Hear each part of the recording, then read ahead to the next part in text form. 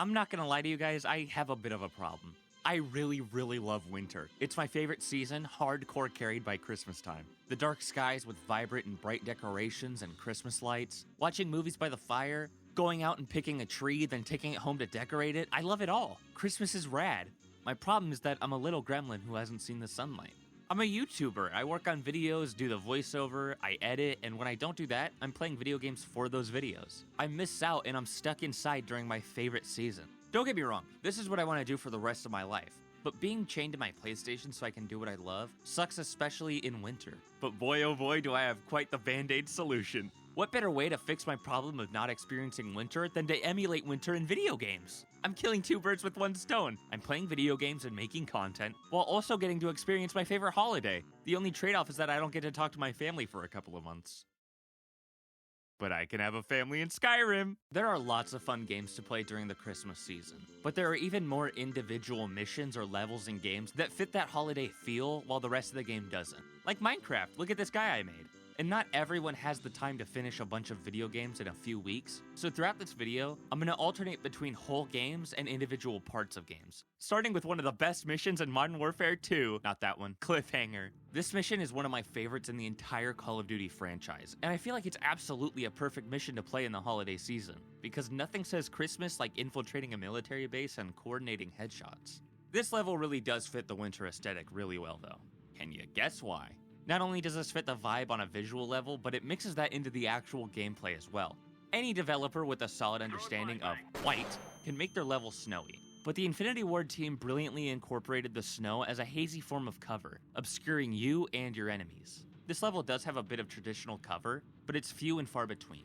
Using your heartbeat sensor and suppressed assault rifle to kill enemies out in the open without being detected is incredibly cool and creative. On top of that, there is this bit, and let's do a play-by-play real quick.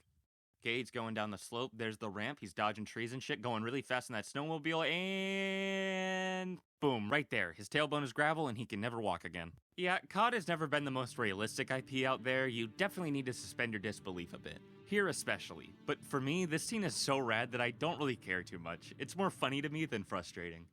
Alright, for the first game I want to talk about, let's go ahead and get the thumbnail out of the way. Marvel's Spider-Man Miles Morales is one of the most fun games you'll play, period. Let alone during Christmas time.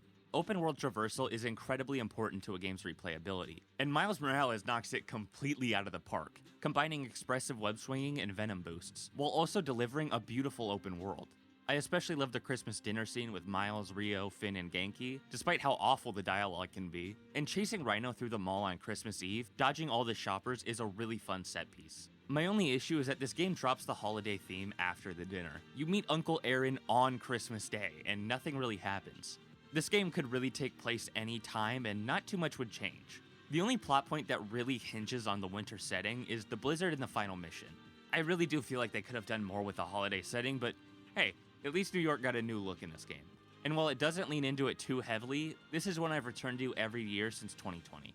The next mission I want to talk about is actually a few different levels from two different games. Christmas was the event of the year as a kid, and as you get older, it sneaks up on you more, and it isn't as big of a deal. So I don't think there's any better way to get you into the Christmas spirit than to snap on those nostalgia goggles as tight as possible and play something from your childhood. LEGO Star Wars The Complete Saga, as well as the Skywalker Saga, take me back to when I was a kid hard, especially the Hoth levels during the winter. They are pretty basic, and the snow theme is only used for comedic value, but since I played the Complete Saga a lot as a kid, I really enjoy these levels. And the Skywalker Saga emulates the original game while also maintaining novelty, and is a refreshing blast from the past. You probably won't enjoy these levels nearly as much if you didn't grow up with the original games, but let's be real. If you weren't playing LEGO games as a kid, what the fuck were you doing? And I do believe these games have merit to newcomers, especially the new one, given the voice acting and more engaging gameplay. The flight mechanics are simple, but I honestly have more fun flying in LEGO Star Wars than I do in Star Wars Squadrons. Another game that I would recommend to almost everyone that's even better during the winter is Until Dawn. It's definitely lighter on the gameplay, but it perfectly capitalizes on the horror potential winter has. The whole game is essentially an 80s horror movie like Friday the 13th, mixed with The Shining, with just a bit of Saw in there.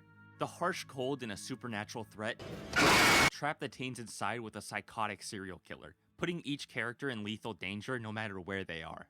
Hearing the nonstop wind and seeing the snow-covered buildings really immerses you into this world and makes each decision you make feel much more fatal. There are a few characters that are nothing short of the worst, and I wouldn't blame anyone for saying they deserve to be torn apart by a Wendigo. But characters like Sam, Mike, and Chris are very charismatic and likable, and they make you think twice about the risk of each choice you make.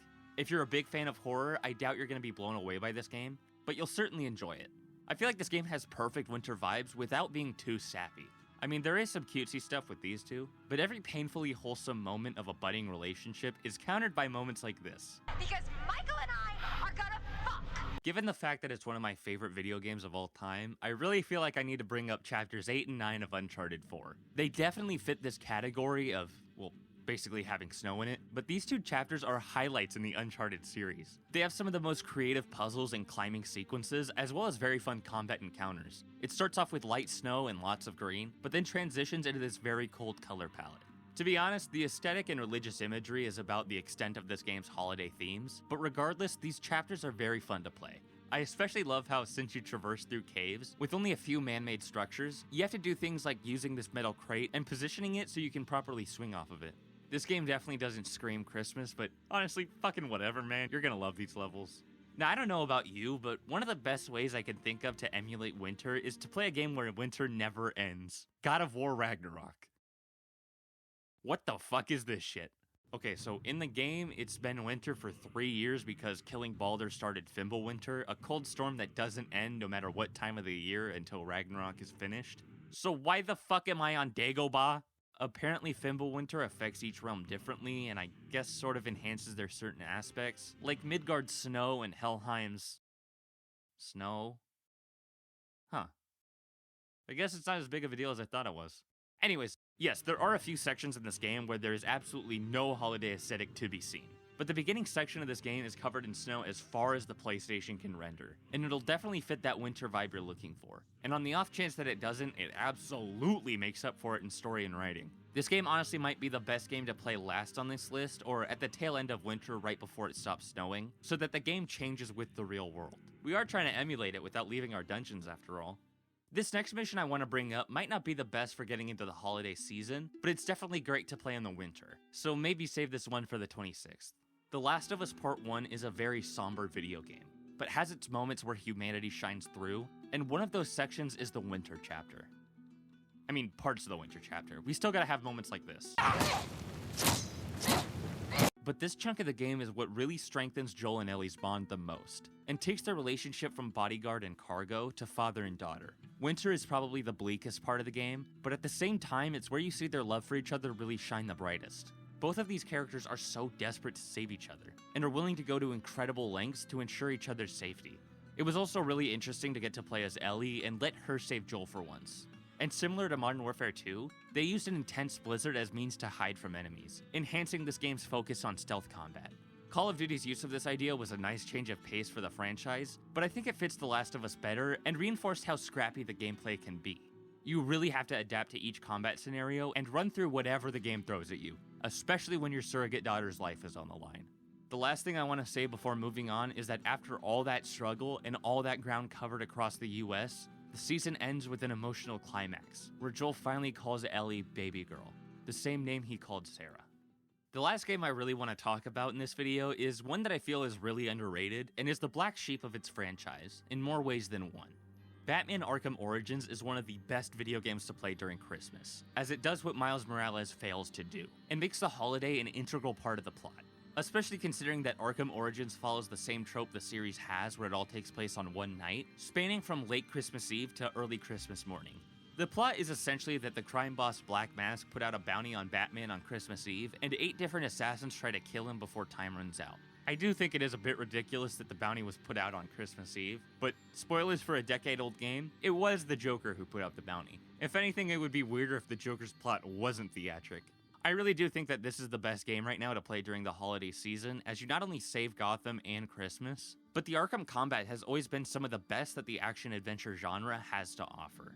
Fans of the Arkham series may be hesitant to pick this one up again, as like I said earlier, it is the black sheep of the series, mainly due to it being made by Warner Bros. Montreal alongside Arkham Knight, as well as the fact that Kevin Conroy and Mark Hamill didn't reprise their roles.